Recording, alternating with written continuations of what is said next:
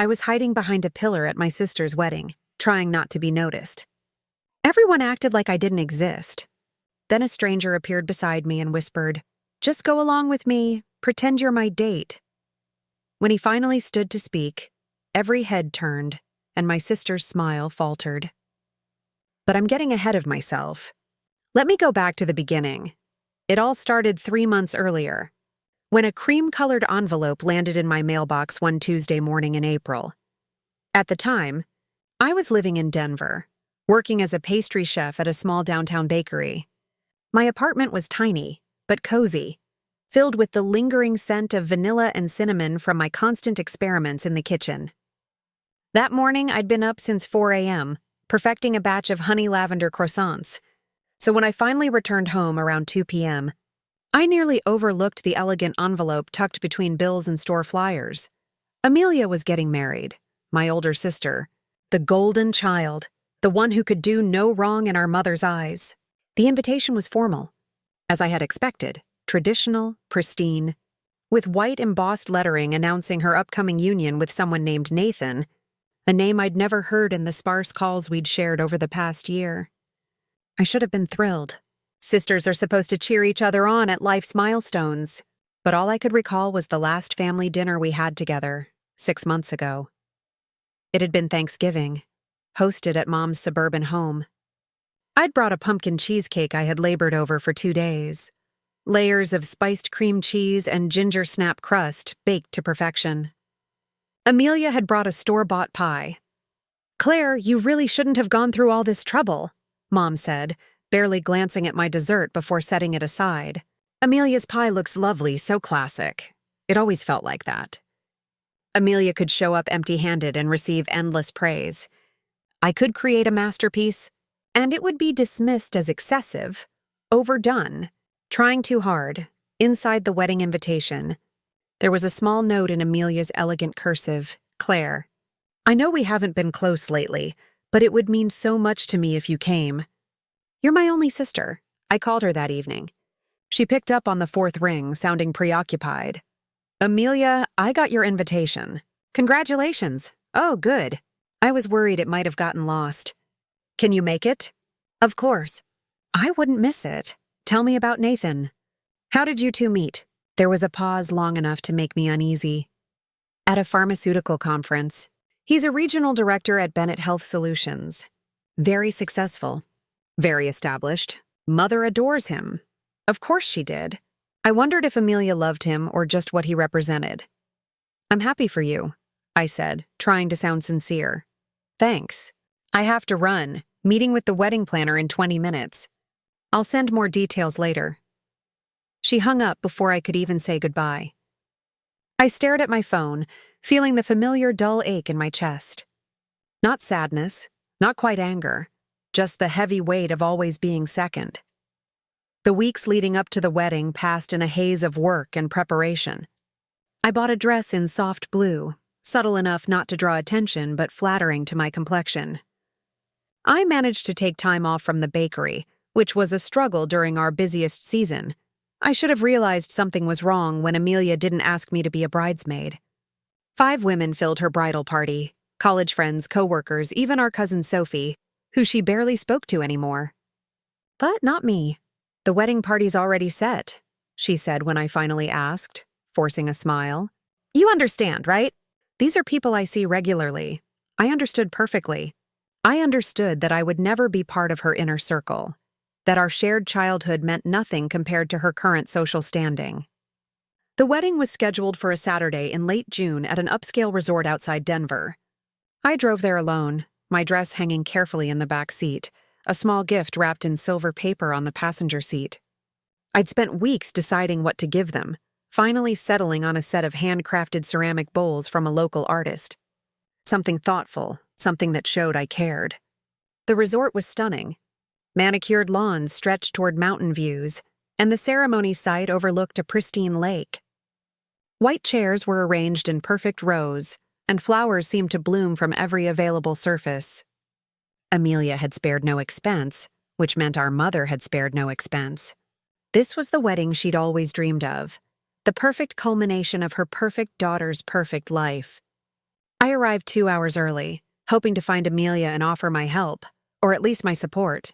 Instead, I found chaos. The bridal suite was filled with laughing women in matching robes, champagne glasses in hand, while a photographer captured every moment. I knocked softly on the open door. Amelia glanced up from her makeup chair, her eyes meeting mine for just a second before sliding away. "Claire, you're here early. I thought maybe I could help with something." "Everything's under control. The wedding planner has it all handled. Why don't you go find your seat?" "The ceremony starts soon." One of the bridesmaids, a blonde woman I didn't recognize, giggled and whispered something to the woman next to her. They both looked at me and smiled in that way people do when they're being polite, but really wish you'd leave. I backed out of the room, my face burning. I shouldn't have come early. I shouldn't have assumed I'd be welcome in that inner sanctum of pre-wedding preparations. The ceremony site was still being prepared when I made my way outside. Staff members rushed around with last-minute adjustments, perfecting what was already perfect. I wandered to the area where guest seating had been arranged, looking for my name card. Row after row of chairs stretched before me, each row marked with small numbered signs. The front rows were clearly reserved for immediate family and VIPs. I expected to find my name somewhere in the second or third row, close enough to show I mattered, far enough to acknowledge I wasn't part of Amelia's daily life. I found my name card in the back row. The very last row, partially hidden behind a decorative pillar that supported the ceremony arbor. From that seat, I'd have a blocked view of the ceremony, unable to see my sister's face as she said her vows. I stood there holding that little card with my name printed in elegant script, and something inside me cracked. This wasn't an oversight. This was deliberate. This was Amelia's way of putting me exactly where she thought I belonged. Out of sight, out of mind, barely acknowledged. I could have left then. I could have driven back to Denver, called in sick, and spent the day nursing my wounded pride with ice cream and bad television. But stubbornness kept my feet planted. I was her sister, and I'd been invited, and I'd be damned if I'd give her the satisfaction of my absence. Guests began arriving around 4 in the afternoon. I watched from my position behind the pillar as people found their seats, greeted each other warmly, and took photos against the picturesque backdrop. I recognized some faces from family gatherings, aunts and uncles and cousins I hadn't seen in years. None of them noticed me tucked away in my corner. Our mother arrived 20 minutes before the ceremony, resplendent in a champagne-colored gown that probably cost more than my monthly rent. She was escorted to the front row by a groomsman, beaming and accepting congratulations from everyone she passed. She didn't look back, didn't scan the crowd for her younger daughter.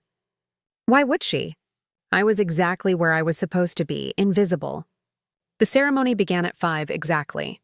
Music swelled from hidden speakers, and the wedding party processed down the aisle. Each bridesmaid looked beautiful in their matching sage green dresses, carrying bouquets of white roses and eucalyptus. The groomsmen followed in sharp navy suits. Then came the ring bearer and flower girl, children I didn't recognize, probably from Nathan's family. Finally, Amelia appeared on our father's arm. Even from my obstructed view, I could see she was stunning. Her dress was a masterpiece of lace and silk, her veil trailing behind her like a cloud. Our father, who I'd barely spoken to since my parents' divorce 5 years earlier, looked proud and distinguished in his tuxedo. I craned my neck around the pillar, trying to catch a better view. The angle was terrible. I could see maybe 40% of the actual ceremony, mostly just the backs of people's heads and occasional glimpses of the officiant. That's when I noticed I wasn't alone in the back row. A man sat 2 chairs away from me, partially hidden by the same pillar. He was younger than most of the guests, maybe in his early 30s, wearing a perfectly tailored charcoal suit. His dark hair was styled casually, and he had the kind of sharp features that belonged in a magazine advertisement. But what struck me most was the expression on his face. He looked as out of place and uncomfortable as I felt. He caught me looking and offered a small, sympathetic smile. I smiled back weakly before returning my attention to the ceremony, or what I could see of it. The officiant spoke about love and commitment and partnership. Amelia and Nathan exchanged vows that I couldn't quite hear from my position. They exchanged rings, kissed to enthusiastic applause, and just like that, my sister was married. The ceremony lasted maybe 25 minutes, though it felt both longer and shorter than that. As guests began standing and moving toward the cocktail hour location, the stranger from my row approached me. Up close, he was even more striking with intelligent gray eyes that seemed to see more than they should. "That's quite the view, isn't it?" His voice carried a teasing note. "Spectacular," I replied dryly. I especially loved the back of that gentleman's head in row 8. "Very photogenic." He laughed, a warm, genuine sound that made something in my chest ease slightly. "I'm Ethan. Judging by your seat assignment, I'd guess you're either someone's least favorite relative or you managed to offend the wedding planner." "Claire." "And I'm the bride's sister, actually." His eyebrows lifted in surprise. "Her sister. And they put you back here?" "Apparently, I don't fit the wedding aesthetic." Ethan studied me for a moment, and I felt like he was seeing past my sarcasm into something deeper. "Well, that's their loss." The cocktail hour's about to start, and I have a feeling it's going to be just as awkward as the ceremony.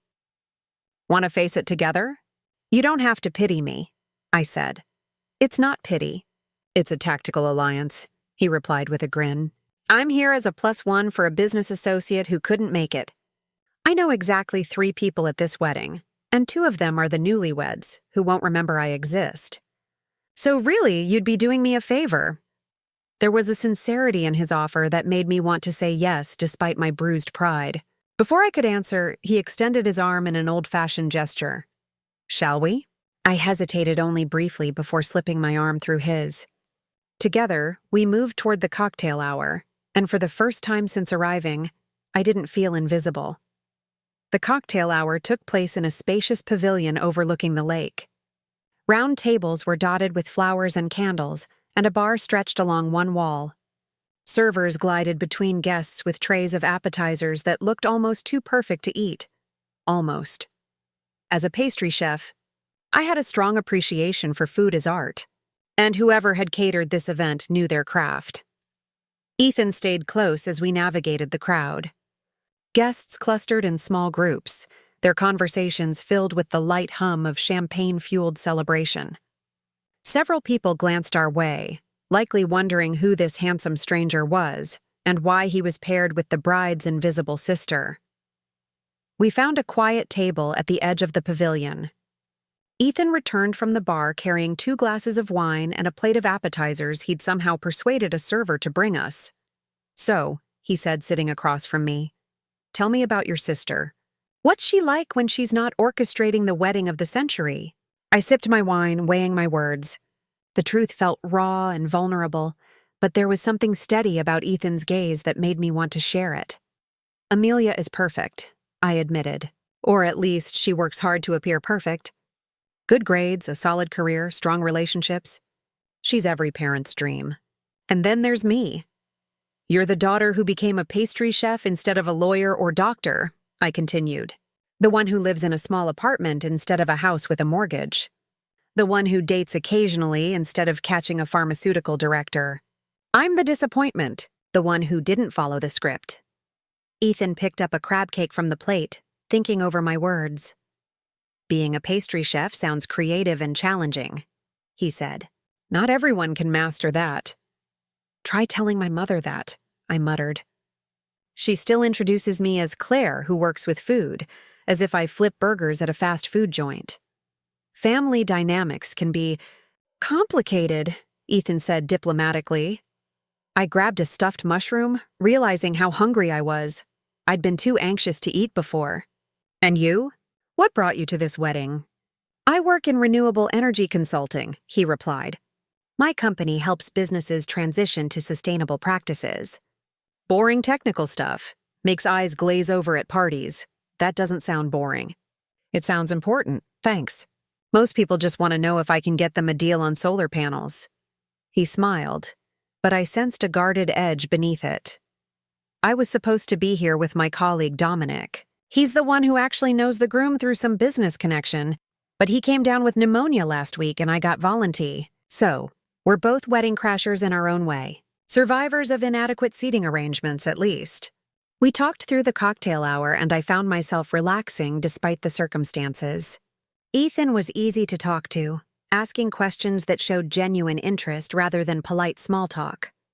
He wanted to know about my favorite desserts to make, about the challenges of working in a professional kitchen, about why I'd chosen pastry over other culinary paths.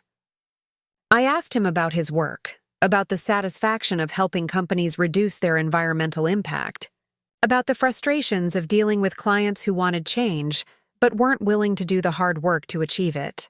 He spoke passionately about renewable energy, about creating systems that could sustain future generations.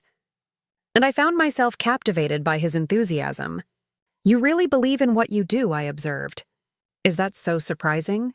Most people at my sister's wedding seem more interested in appearing successful than actually being passionate about anything. Ethan's expression shifted, something calculating entering his eyes. You notice a lot for someone who is sitting behind a pillar. When you're invisible, you learn to watch people. It's amazing what you see when no one knows you're looking. A server approached to announce that dinner was being served in the main ballroom. Guests began flowing toward the entrance, and Ethan stood, offering his hand. "Ready to see if your seating assignment for dinner is any better?" It wasn't. The reception hall was gorgeous, decorated with what must have been thousands of dollars worth of flowers and lighting. Long tables were arranged in a U-shape, with the head table elevated slightly on a platform where Amelia and Nathan would sit with their wedding party. Place cards directed guests to their assigned seats. I found my name at a table in the far corner, positioned so that I'd need to crane my neck awkwardly to see the head table. The chairs around me were empty, suggesting I'd been placed with the overflow guests, the people who had to be invited, but didn't quite fit anywhere else. Ethan appeared at my elbow, his own place card in hand. Interesting. I'm at the opposite end of the room, almost like someone wanted to make sure the unimportant guests were spread out so we wouldn't cluster and make the seating chart look unbalanced. This is ridiculous. The words came out sharper than I intended, frustration finally breaking through my careful composure. I'm her sister, her only sibling, and she's treating me like I'm some distant acquaintance she felt obligated to invite. You know what? Screw the seating chart. Ethan plucked my place card from the table and pocketed it along with his own. Come on, what are you doing? Improvising. Just follow my lead and pretend you're my date. Before I could protest, he guided me toward a table much closer to the head, one clearly designated for important guests. He pulled out a chair for me, his hand warm on my back as I sat, and then settled into the seat beside me with the confidence of someone who belonged exactly where he was. Ethan, we can. And we did, if anyone asks. There was a mix-up with the seating assignments, and we're fixing it ourselves. Trust me. The table filled quickly with guests who seemed to know each other well. They were Nathan's business associates. I gathered from their conversation. People from the pharmaceutical industry who spoke in acronyms and trade terms I didn't understand. They greeted Ethan with familiarity, calling him by name, and he responded with easy confidence that suggested he knew exactly who they were. A woman named Denise, who introduced herself as the Vice President of Operations at Bennett Health Solutions, smiled warmly at me. And you must be Ethan's girlfriend. He's been keeping you a secret. I opened my mouth to correct her, but Ethan smoothly interjected. Claire prefers to stay out of the spotlight. She's not one for corporate events usually, but she made an exception for this wedding. How sweet. And how do you know the bride and groom? Claire is Amelia's sister, actually. Denise's eyebrows lifted in surprise. Oh, I had no idea Amelia had a sister. She never mentioned it during any of our meetings about the wedding arrangements. Her smile faltered slightly as if realizing how that sounded. I mean, I'm sure it just never came up in conversation. I'm sure, I replied, keeping my voice neutral, even as the comment stung. My sister had worked closely enough with Nathan's colleagues to plan aspects of this wedding, and she'd never once mentioned having a sister. Dinner was served in courses, each plate more elaborate than the last. Seared scallops gave way to a fresh salad, then a choice of beef tenderloin or herb-rusted salmon. The food was exceptional, but I barely tasted it. I was too aware of Ethan beside me, of the way he played his role as my date with convincing ease. His hand occasionally touched my shoulder or back in small gestures that looked casual but felt intentional. He included me in conversations, deferred to my opinions, made me feel visible in a way I hadn't felt since arriving at this wedding. Between courses, Nathan's father stood to give a speech. He talked about his son's accomplishments, about how proud he was to welcome Amelia into their family, about the bright future ahead of the young couple. He mentioned how Amelia had brought joy and sophistication into Nathan's life, how she was exactly the kind of woman he'd always hoped his son would marry. My mother stood next. Her speech was shorter but no less effusive. She spoke about Amelia's childhood, about her daughter's determination and grace, about how she'd always known Amelia would achieve great things. She talked about the wedding planning process, about Mother Otter shopping trips and cake tastings and all the precious moments they'd shared.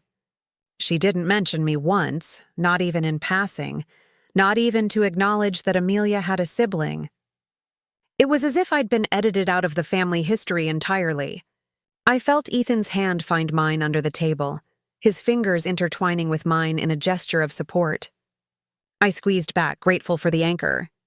Then came the best man's speech, full of jokes about Nathan's bachelor days and heartfelt sentiments about finding true love. The maid of honor followed with stories about Amelia's perfectionism and her romantic nature, about how she'd always dreamed of a fairy tale wedding. I waited for someone to mention me, to acknowledge my existence in even the most minimal way.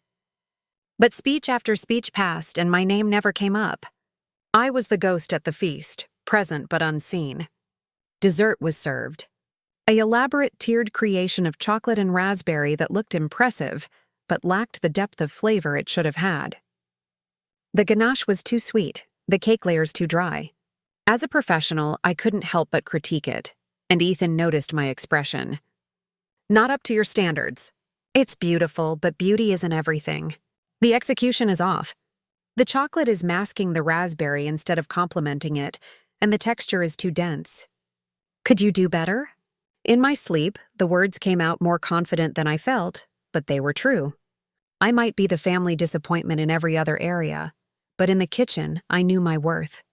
I believe you, Ethan said simply. After dessert, the reception transitioned into the dancing portion of the evening. Amelia and Nathan took the floor for their first dance, swirling together under perfect lighting while a live band played a romantic ballad. They looked like something from a magazine, the perfect couple having their perfect moment. My father cut in for the father-daughter dance, and I watched the two of them move together, remembering the times he'd spun me around our living room when I was small, before the divorce, before everything fell apart. Did Amelia remember those times? Did she ever think about the family we used to be? Ethan stood and offered his hand. Dance with me. You don't have to keep playing the attentive date. I'm fine. I know I don't have to. I want to. Besides, I'm a terrible dancer, and I need someone to step on who won't sue me. I let him lead me onto the dance floor. He wasn't terrible at all. He was quite good, actually, leading with confidence while keeping a respectful distance. We swayed to the music, and I found myself relaxing into the rhythm, into the moment. Thank you, I said quietly, for tonight, for sitting with me, for the whole fake date thing. You didn't have to do any of this. Maybe I wanted to. You're interesting, Claire. More interesting than anyone else at this wedding. You barely know me. I know enough. I know you're talented and underappreciated. I know you see through the superficial nonsense that most people accept without question. I know you're hurt, but you're trying not to show it, and that takes strength. His words hit something deep inside me, a place I'd been protecting all evening. My eyes burned with unshed tears, and I blinked rapidly, refusing to cry at my sister's wedding. The song ended and transitioned into something more upbeat. Other couples joined the dance floor, and Ethan guided us to the edge, away from the crowd. I need some air, I admitted. Let's go outside. We slipped out of the ballroom onto a terrace that overlooked the gardens. The evening air was cool and welcome after the warmth of the crowded reception. Fairy lights twinkled in the trees, creating a magical atmosphere that felt at odds with the turmoil inside me. I shouldn't have come, I said, leaning against the terrace railing. I knew it would be like this, but some part of me hoped it would be different. That maybe Amelia would remember we're sisters. That maybe she'd want me here for real and not just to check a box on her obligation list. Ethan stood beside me, his shoulder touching mine. Family can be the most complicated relationship we have. We're bound to them by blood, but that doesn't guarantee love or respect or even basic consideration. You sound like you're speaking from experience. My father and I haven't spoken in 3 years. He had very specific plans for my life, and when I chose a different path, he made it clear I was no longer the son he wanted. So yes, I understand what it feels like to be the disappointment. I turned to look at him, seeing new layers in his expression. I'm sorry. That must have been painful. It is. But I learned something important from it. The people who are supposed to love us unconditionally are still people with their own limitations and prejudices and failures. Sometimes the family we choose matters more than the family we're born into. Is that what tonight is? You choosing to be kind to a stranger? Maybe it started that way. But you're not a stranger anymore, Claire. And this isn't just kindness. There was something in his voice, something that made my heart beat faster. Before I could respond, the terrace doors opened and a group of guests spilled out, laughing and talking. The moment broke and Ethan stepped back slightly. We should probably go back inside. I think they're about to cut the cake. The cake-cutting ceremony was everything I expected. More photos, more speeches, more perfect moments carefully choreographed for maximum impact. Amelia fed Nathan a small bite with delicate precision, and he returned the gesture with equal care. No smashed cake in faces, nothing undignified, perfect control as always. As servers distributed slices of the wedding cake, I noticed my mother making her way through the crowd, stopping to chat with various guests. She was in her element, basking in the reflected glory of her daughter's successful wedding. When her gaze finally landed on me, surprise flickered across her features, followed quickly by disapproval. She approached our table with measured steps, her smile tightening as she drew closer. Claire, I didn't expect to see you sitting here. This table was reserved for Nathan's business associates. There was a seating mix-up, Ethan said smoothly before I could respond. I'm Ethan, one of Nathan's renewable energy consultants. Claire and I are here together. My mother's gaze swept over Ethan, taking in his expensive suit and confident demeanor. I could see her recalculating, reassessing my presence based on the caliber of my companion. I see. Well, it's lovely to meet you, Ethan. I'm Eleanor, Amelia's mother. She emphasized the words as if to remind me of my place in the hierarchy. I wasn't aware Claire was seeing anyone. We've been keeping things quiet, Ethan replied, his hand finding mine on the table. Claire is quite private about her personal life. Yes, she is. Eleanor's smile didn't reach her eyes. Claire, dear, I hope you're enjoying the wedding. Amelia worked so hard to make everything perfect. It's beautiful, I said, forcing the words out. She must be very happy. She is. Nathan is exactly the kind of man I always hoped she'd marry. Successful, established, from a good family. It's everything a mother could want for her daughter. The unspoken comparison hung in the air between us. Unlike you, who works in a bakery and lives alone and has nothing to show for your life. Ethan's grip on my hand tightened slightly. A silent show of support. Claire was just telling me about her work as a pastry chef. It sounds incredibly demanding. Not everyone has the talent or discipline to succeed in that field. Eleanor's expression flickered with annoyance at having her implied criticism deflected. Yes. Well, we all have our different paths. I should get back to the other guests. Do try to enjoy yourself, Claire. She swept away, leaving a trail of expensive perfume and maternal disappointment in her wake. That was unpleasant, Ethan observed once she was out of earshot. That was my mother on a good day. You should see her when she's really trying to make a point. I'm starting to understand why you were sitting behind that pillar. The evening wore on. The band played. People danced. Drinks flowed freely. Amelia and Nathan made their rounds, thanking guests for coming and accepting congratulations. I watched them work the room with practice efficiency, noting how they spent more time with some guests than others, how they carefully maintained the hierarchy of importance. They reached our table eventually, Nathan leading with a politician's smile. Up close, I could see he was handsome in a conventional way, with the kind of features that photographed well, but lacked character.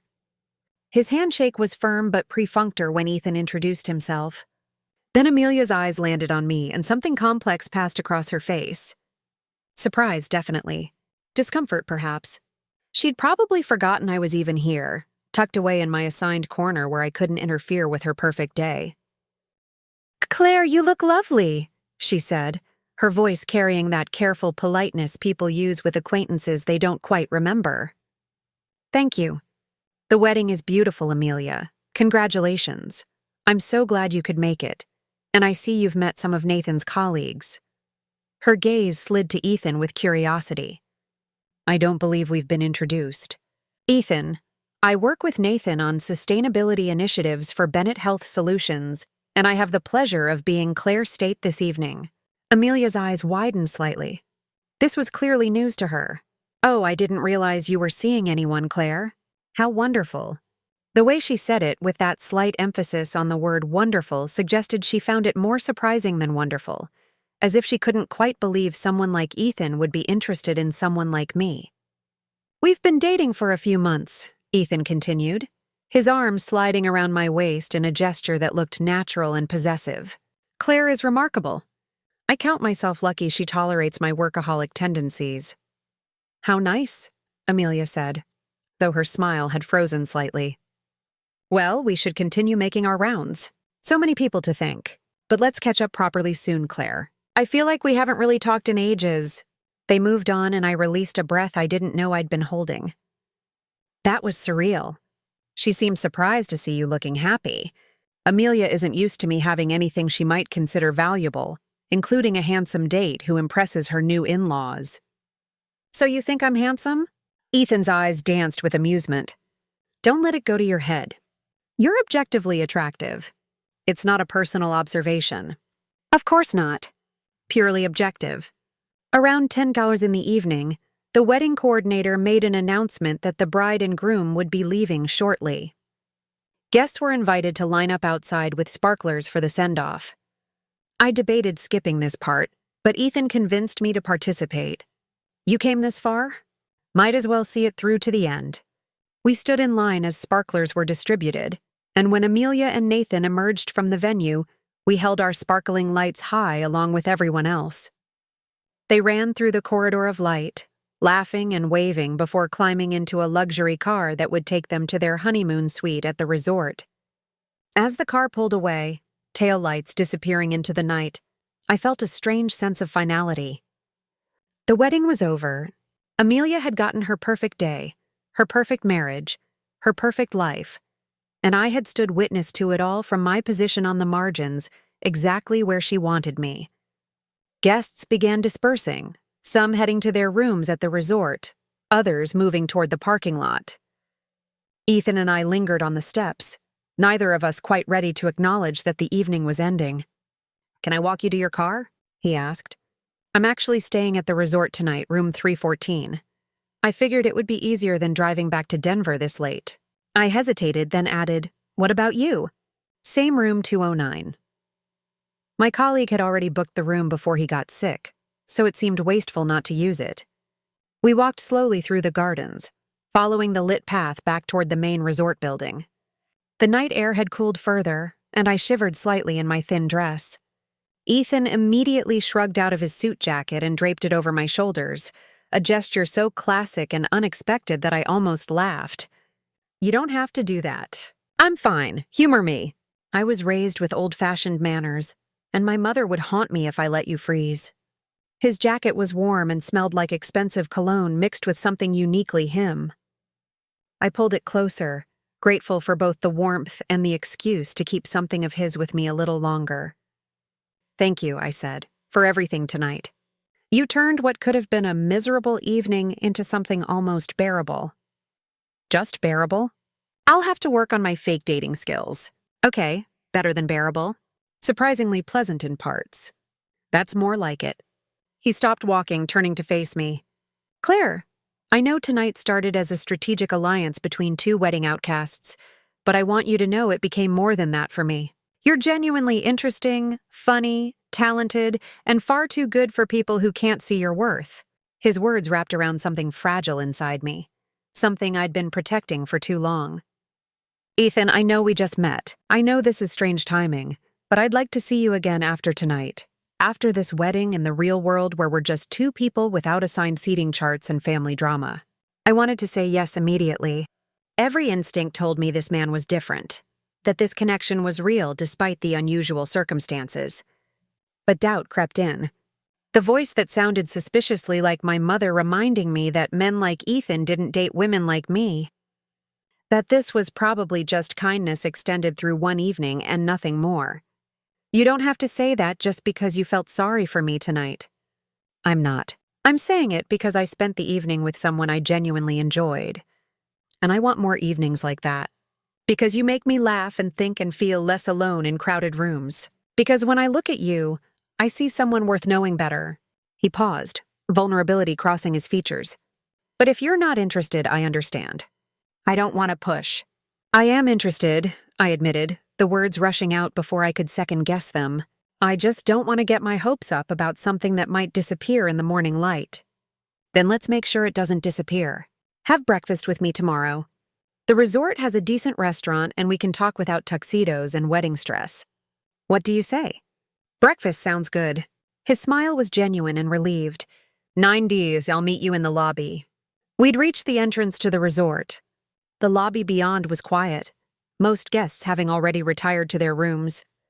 This was the moment where the evening would officially end, where we'd go our separate ways, and I'd be alone with the weight of everything I'd witnessed and endured.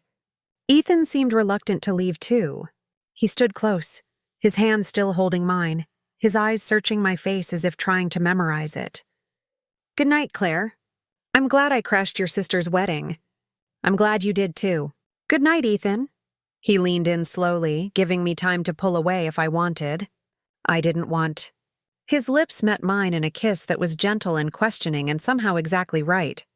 It lasted only a moment before he pulled back, his thumb brushing my cheek.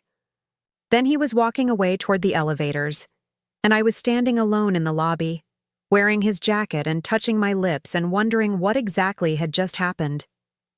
I made my way to my room in a daze. The space was nice, decorated in neutral tones with a view of the gardens. I hung Ethan's jacket carefully in the closet, changed into my pajamas, and collapsed onto the bed. My phone buzzed with a text from Amelia.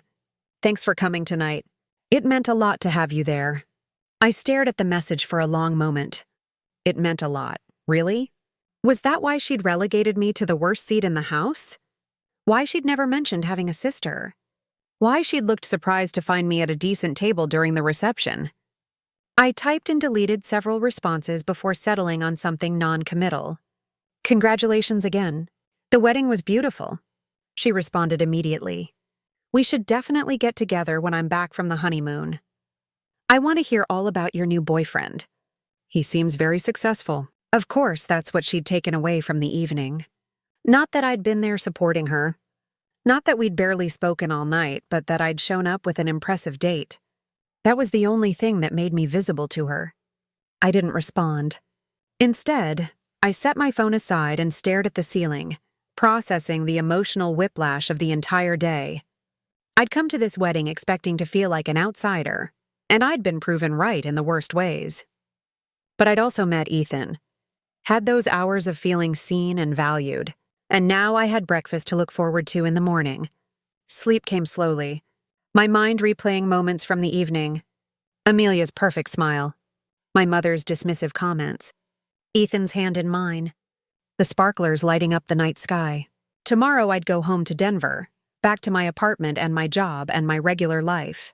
But something had shifted tonight. Some fundamental understanding about my place in my family and my own worth. I woke around 8 the next morning to sunlight streaming through the curtains. For a moment, I couldn't remember where I was. Then the previous day came flooding back, bringing with it a mix of emotions I wasn't quite ready to face. I showered and dressed carefully in casual clothes I'd packed, trying to look effortlessly pretty without seeming like I was trying too hard. The irony wasn't lost on me. After spending an entire wedding being invisible, I was now worried about making a good impression on a man I'd just met. Ethan was waiting in the lobby at 9 exactly, looking refreshed in jeans and a navy sweater that made his gray eyes even more striking. He smiled when he saw me, a genuine expression that made my stomach flutter. "Good morning. You look beautiful. You look pretty good yourself." Is that my line, though? Aren't men supposed to be the ones getting compliments on their appearance? I believe in equal opportunity compliments. Come on. I heard they make excellent waffles here. The restaurant was moderately busy with other hotel guests, but we found a quiet table by the window overlooking the lake. Morning light sparkled on the water, and the whole scene felt peaceful in a way the previous day's festivities hadn't. Over breakfast, we talked more freely than we had at the wedding.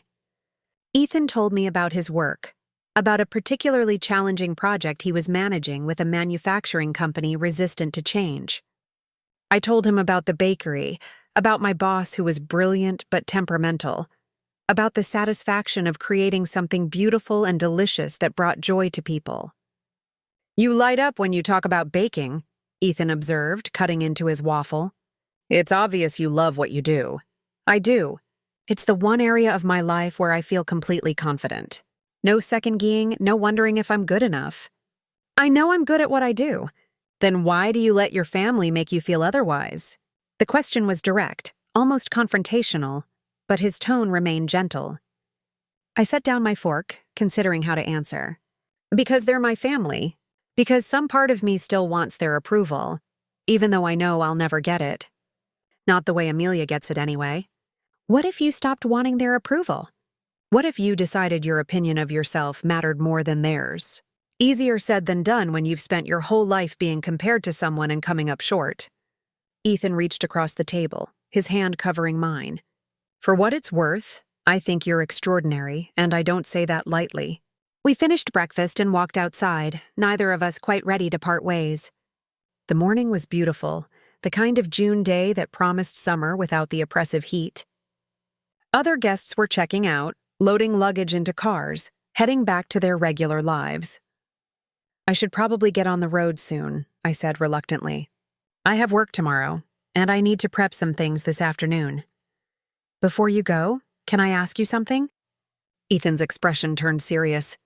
"Last night, watching how your family treated you, seeing how they've made you feel small and unimportant, it made me angry.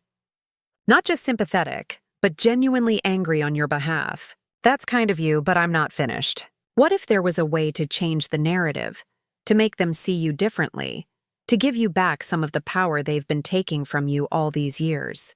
I studied his face, trying to understand where this was going. "What do you mean?" "I mean, what if we continued this, not fake dating, but real dating?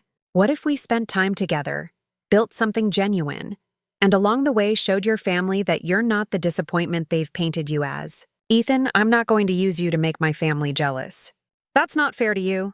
You wouldn't be using me. I'm offering because I want to see you again regardless, but I also want to help you if I can. Think about it. Your sister just married a pharmaceutical executive, right? Well, I happen to be someone her new husband's company needs. Someone who could make things very interesting for them." A chill ran through me that had nothing to do with the morning air. "What are you saying exactly?" Ethan's expression shifted, becoming more calculating than I'd seen before.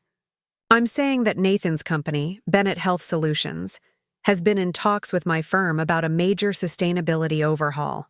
It's a multi-million-dollar project that would significantly improve their environmental impact and their public image. I'm one of the lead consultants on the proposal, and you'd use that as leverage somehow. Not leverage exactly, just an opportunity to remind them that people they overlook might be more important than they realize.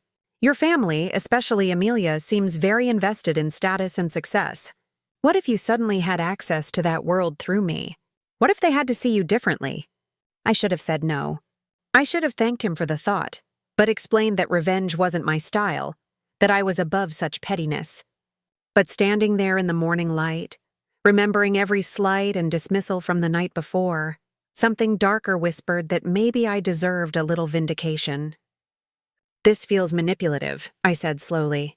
"Is it more manipulative than seating you behind a pillar at your own sister's wedding?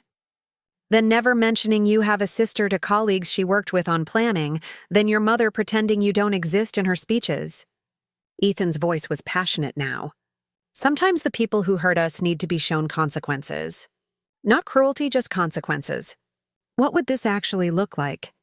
I'm not going to sabotage anyone's business or career. I'm not that person. Nothing like that. I'm talking about visibility, about making sure you're present and acknowledged at future family events, about your sister and mother realizing that dismissing you means potentially damaging relationships that matter to Nathan's career, about you finally getting the respect you deserve, even if it starts from a place of obligation rather than genuine affection. It was twisted logic and I knew it. But it was also seductive. How many years had I spent being invisible? How many family gatherings had I endured being treated as lesser? The thought of Amelia being forced to acknowledge me, to include me, to treat me like I mattered. It was intoxicating. I need to think about this, I said finally. Of course, take all the time you need.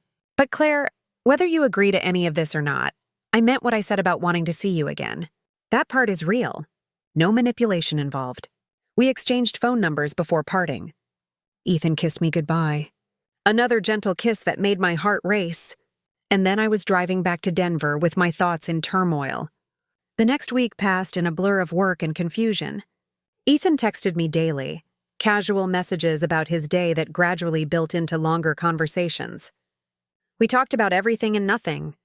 Books we'd read, places we wanted to travel, childhood memories that shaped us. He never pushed about his proposition, never brought up Amelia or revenge or any of it. He just talked to me like I was someone worth knowing. On Friday, he called. I have a business dinner next Thursday in Denver. A potential client I'm trying to woo. Would you want to join me? Fair warning, it might be boring corporate talk, but I'd love your company. Are you sure? I don't know anything about renewable energy consulting. That's exactly why I want you there.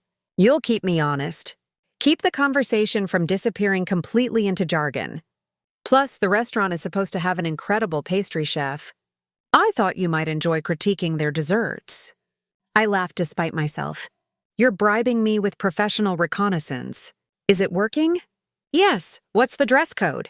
Thursday arrived faster than I expected. I left work early to prepare, changing into a black dress that was elegant without being flashy. Ethan picked me up at 7, looking devastatingly handsome in a dark suit. The restaurant was upscale, the kind of place where the menu doesn't list prices, and the wine list requires a sommelier to navigate. Ethan's client was already there, a middle-aged woman named Denise, who I recognized from Amelia's wedding. She'd been at our table, one of Nathan's colleagues from Bennett Health Solutions. Her eyes widened with recognition when she saw me. Claire, what a lovely surprise. I didn't realize you and Ethan were still together. Still together and going strong? Ethan said smoothly, his hand warm on my back. Claire has been patient with my crazy work schedule. We sat and I tried to fade into the background as Ethan and Denise discussed the sustainability project. But Denise kept pulling me into the conversation, asking about my work, expressing genuine interest in the bakery where I worked.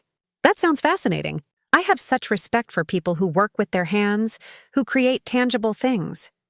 My job is all spreadsheets and conference calls. Sometimes I miss making something real.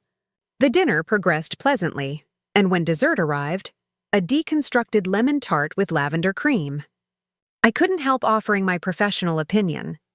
The components are technically excellent, but they're fighting each other rather than creating harmony. The lavender is too strong, overwhelming the lemon instead of complementing it. Denise leaned forward with interest. Could you fix it? If you were making this, what would you change?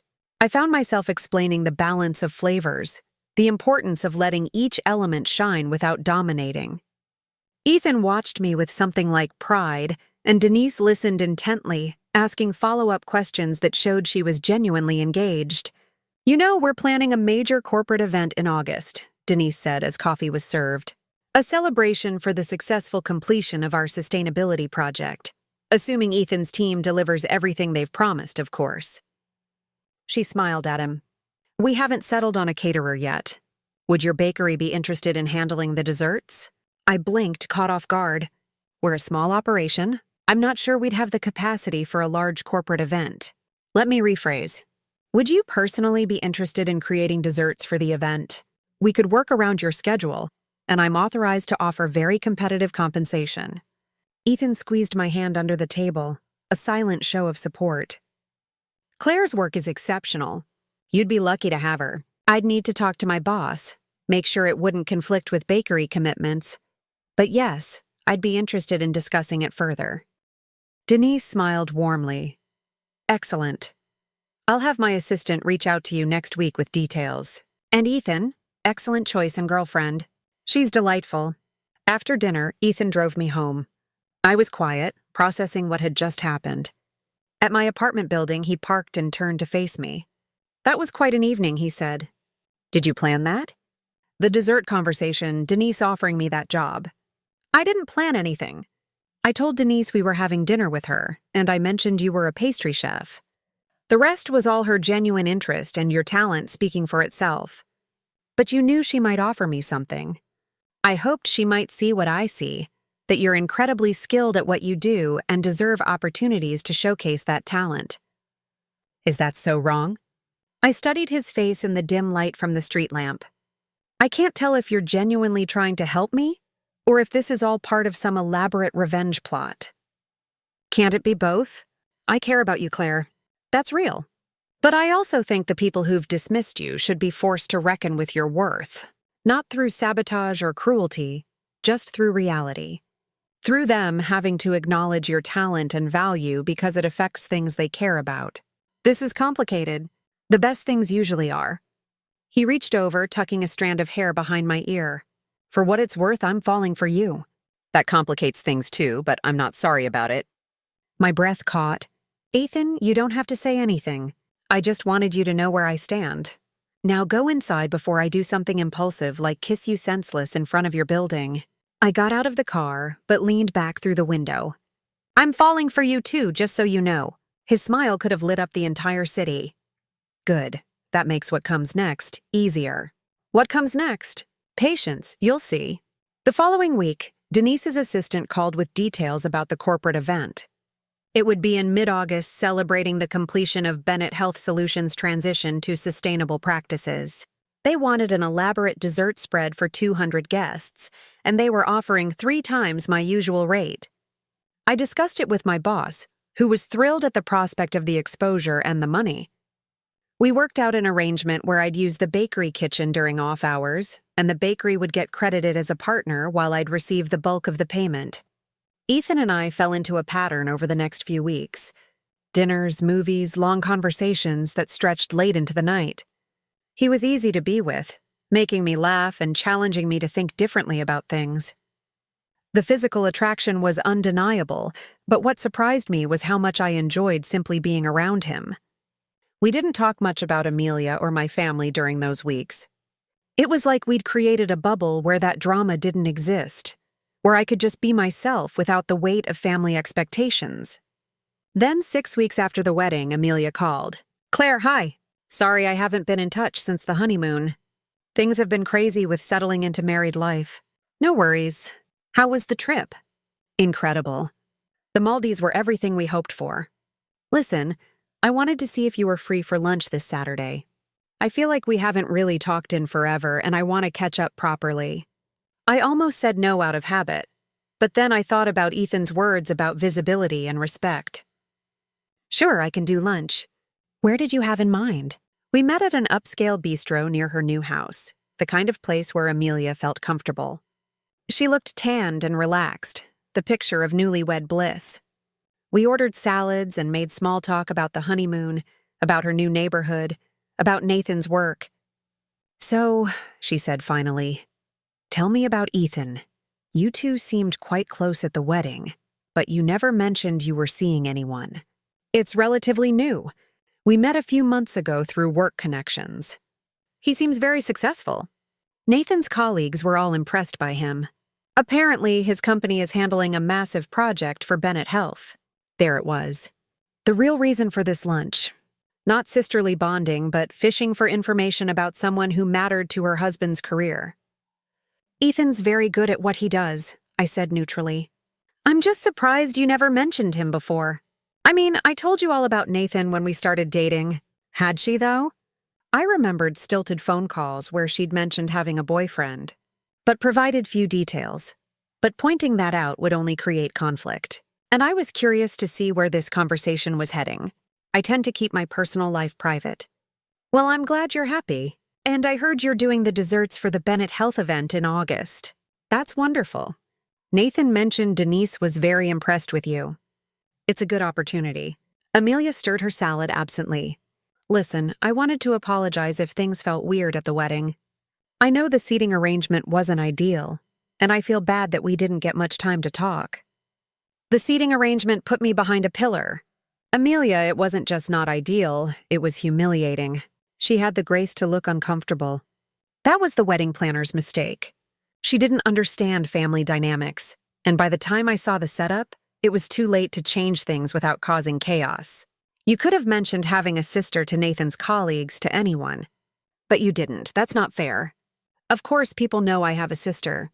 Denise didn't. She was surprised at the wedding when Ethan mentioned it. She said you'd never brought it up during all your planning meetings. Amelia's face flushed. I don't talk about my personal life at work. That doesn't mean I'm hiding you. Doesn't it, though? When was the last time you invited me to anything? When did you last call just to talk? Not because you needed something or had an obligation. Claire, you're being dramatic. We're sisters. Of course, we have a relationship, do we? Because from where I'm sitting, we have a biological connection and not much else. You treat me like an afterthought, like someone you have to include out of duty, but would rather forget. Amelia set down her fork, her composure cracking slightly. Is that really what you think? That I don't care about you? I think you care about me the way you care about distant cousins. Present at major events, but not really part of your life. And honestly, I've accepted that. What bothers me is the pretense. Don't invite me to lunch and act like we're close when we both know we're not. Fine. You want honesty? I'll give you honesty. You made choices that embarrassed our mother. You chose a career path that she couldn't brag about to her friends. You refused to conform to the expectations we grew up with. And yes, that created distance between us. I'm sorry if that hurts your feelings, but it's the truth. Her words confirmed what I'd always suspected, but never heard spoken aloud. I wasn't the disappointment because I'd failed. I was the disappointment because I'd refused to compete on their terms. Thank you for finally being honest, I said quietly. But here's some honesty back. I'm not embarrassed by my choices. I love what I do and I'm good at it. If that's not enough for you or Mother, that's your problem, not mine. And I'm done apologizing for being myself. I stood, placing enough cash on the table to cover my meal. Thanks for lunch, Amelia. And congratulations again on your marriage. I hope it brings you everything you're looking for. I left before she could respond, my hands shaking as I walked to my car. The conversation had been brutal but necessary. Something inside me had shifted. Some fundamental refusal to keep accepting crumbs of affection from people who saw me as lesser. Ethan called that evening. I told him about the lunch, about Amelia's admission, about how I'd finally stood up for myself. I'm proud of you, he said. That took courage. It felt good. Terrifying, but good. Like I finally said things that needed saying. Are you ready for the next step? What next step? The Bennett Health event is in 3 weeks. I want you there as my date, not just as the pastry chef. I want you visible and acknowledged and impossible to dismiss. Are you ready for that? I thought about Amelia's face during our lunch, about my mother's dismissive comments at the wedding, about all the years of being treated as less than. Yes, I'm ready. The 3 weeks passed in a flurry of preparation. I worked obsessively on the dessert menu, creating elegant individual portions that would be both beautiful and delicious. Chocolate raspberry tarts with gold leaf, lemon panna cotta with edible flowers, miniature opera cakes with perfect layers, honey lavender macarons that melted on the tongue. Each piece was a work of art, proof of my skill and dedication. Ethan helped where he could, taste testing components and offering honest feedback. Our relationship had deepened during this time, moving from the exciting uncertainty of new romance into something more solid. I was in love with him, though I hadn't said the words aloud. I suspected he felt the same.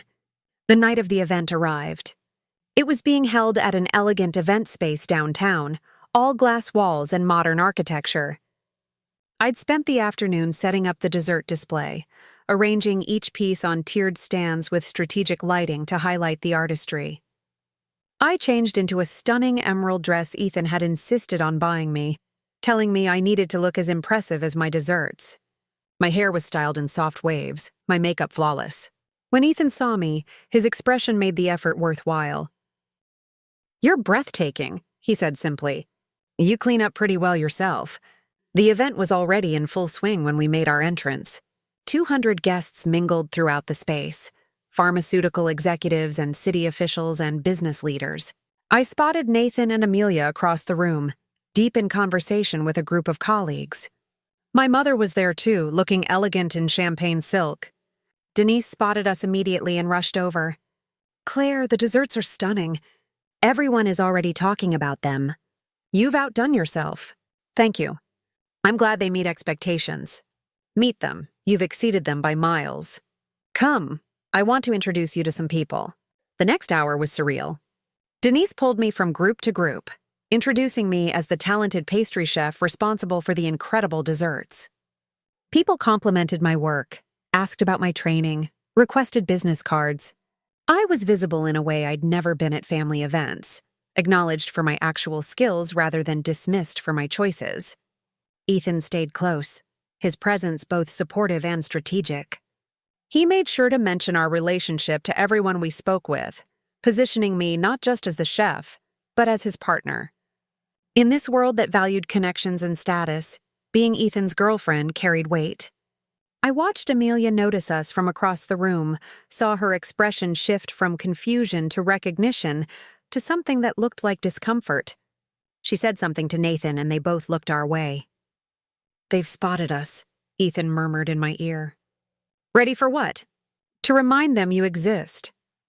Before I could respond, Nathan was approaching with Amelia beside him.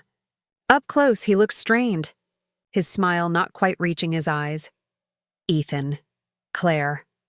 Good to see you both." "Claire, I've heard nothing but praise for your desserts. Very impressive work." "Thank you. I'm pleased they've been well received." Amelia stood slightly behind Nathan, her expression carefully neutral. "Hi, Claire. Everything looks beautiful." "Thank you, Amelia." An awkward silence stretched between us. Finally, Nathan broke it. "Ethan, I was hoping we could discuss the final phase of the sustainability project. There are some budget considerations we need to address." "Of course, Claire. Would you excuse me for a few minutes?" I nodded, and the two men moved away, leaving me alone with Amelia. The moment felt heavy with unspoken words. "You've been busy," Amelia said finally. "Landing major catering jobs, dating important consultants. Quite a change from the last time we talked." "I've always been busy. You just never noticed." "That's not fair, isn't it? You spent years dismissing what I do as insignificant. Now that it's benefiting your husband's business connections, suddenly it matters." Amelia's carefully maintained composure cracked slightly. "What do you want from me, Claire? An apology? Fine. I'm sorry I didn't appreciate your career choices. I'm sorry the wedding seating was bad.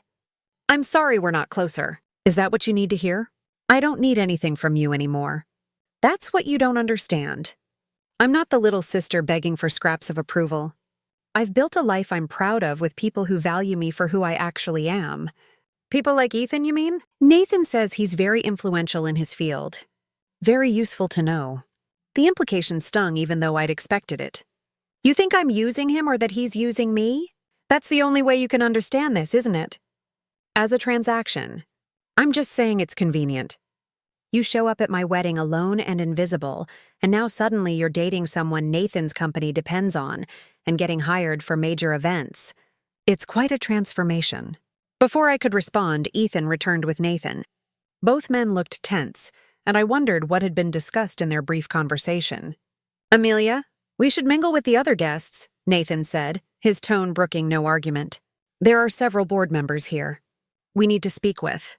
Amelia shot me one last unreadable look before allowing Nathan to guide her away. I released a breath I didn't know I'd been holding. "That looked intense," Ethan observed. "Are you okay?" "She thinks I'm using you to gain status, or that you're using me to influence Nathan's business decisions. She can't conceive of us just genuinely caring about each other. Does her opinion matter to you?" I thought about it honestly. Not as much as it would have a few months ago. I'm done needing her approval. Good. Because you're about to get something better than approval. What do you mean? Ethan smiled. That calculating expression I'd seen before. Watch. Denise approached the microphone set up near the dessert display. The room quieted as she began to speak about the successful sustainability project, thanking Ethan's team for their excellent work. Then she pivoted to discussing the event itself. I also want to recognize someone who made tonight extra special. Claire, could you join me up here? My heart hammered as I made my way to the front. Denise smiled warmly and continued. Claire created every single dessert you've enjoyed tonight. Her artistry and skill transformed our celebration into something truly memorable. But more than that, she represents exactly the kind of innovation and dedication we're trying to foster at Bennett Health Solutions, which is why I'm pleased to announce that we'll be partnering with her for all of our major events going forward. Claire, thank you for your incredible work. The room erupted in applause. I stood there stunned as Denise handed me an envelope containing the contract we'd apparently just entered into. My eyes found Ethan in the crowd, saw his proud smile, and understood that he'd orchestrated this moment perfectly. Then I found Amelia. She stood next to Nathan, clapping along with everyone else, but her expression was complex. Surprise, certainly. Discomfort. Maybe even a hint of respect she'd never shown before. Our mother stood beside them, looking equally shocked. For the first time in my life, I was the center of attention in a room that included my family. And it was because of my own merit, my own skills, my own worth. Not because I'd married well or achieved conventional success, but because I'd excelled at something I loved. The applause faded and I returned to Ethan's side. He pulled me close, kissing my temple. How does it feel? He whispered. Like vindication. Like finally being seen. You were always worth seeing. They were just too blind to notice. The evening continued, but everything had shifted. People sought me out specifically now, not as Ethan's girlfriend or Amelia's sister, but as Claire, the talented pastry chef with a bright future. My mother approached eventually, her smile tight but present. Congratulations, dear. That was quite an announcement. Thank you, Mother. I suppose your career choice has worked out after all. It wasn't an apology, wasn't an acknowledgement of years of dismissal, but it was something. A grudging recognition that perhaps I'd known what I was doing all along. In the months that followed, everything changed. The Bennett Health partnership led to other opportunities, other high-profile events that showcased my work. Ethan and I moved in together, our relationship deepening into something permanent and real. We talked about the future, about marriage and children, and building a life that honored both our ambitions. Amelia and I reached a cautious détente. We weren't close, probably never would be, but there was mutual respect now. She'd learned that dismissing me came with consequences, that I had value beyond her narrow definition of success. Our interactions remained formal, but cordial, family gatherings no longer the painful exercises and invisibility they'd once been. My mother struggled more with the adjustment. She'd built her identity around Amelia's achievements, and having to acknowledge mine upset her carefully maintained hierarchy. But even she couldn't ignore the reality of my success, the respect I'd earned in my field, the life I'd built on my own terms. As for Amelia and Nathan, the consequences of her treatment of me became increasingly apparent over time. Nathan's reliance on Ethan's company for sustainability consulting meant that Amelia could never fully dismiss me without potentially damaging her husband's professional relationships. She had cornered herself into a cage of forced politeness, obligated to include me in family events and acknowledge my existence because ignoring me could reflect poorly on Nathan. The pharmaceutical world was smaller than most people realized, and news traveled fast about how executives' families behaved. Amelia, who had spent so long curating a flawless image, now had to ensure that image encompassed being a supportive sister. The irony wasn't lost on me. Years of making me invisible had finally turned against her. She now had to make me visible, to praise me in front of her husband's colleagues, to act as if we'd always been close. Every family gathering had become a careful performance, a delicate dance where she couldn't let a hint of disdain slip through. Her perfect life suddenly required my presence, and that requirement would last as long as Nathan's career depended on maintaining good relationships with Ethan's firm. She had built her own cage, one that would constantly remind her that the sister she'd long dismissed had become someone she could no longer ignore. Thinking back to that wedding, sitting behind the pillar and feeling utterly invisible, I barely recognized the person I had once been. Ethan had given me more than just a buffer for a socially treacherous day. He had offered a mirror showing my true worth, a partnership that lifted rather than diminished, and a glimpse of the respect I had always deserved. If it was revenge, it wasn't born from malice or destruction. It was about finally proving, irrefutably, that I mattered. Not because of who I married or how I measured up to my sister, but because of who I was and what I could create. And now, standing in the kitchen of the bakery I co-owned, shaping beauty from flour, sugar, and skill, I realized the truest revenge had been becoming exactly the person I was meant to be, and letting them watch every step of the way.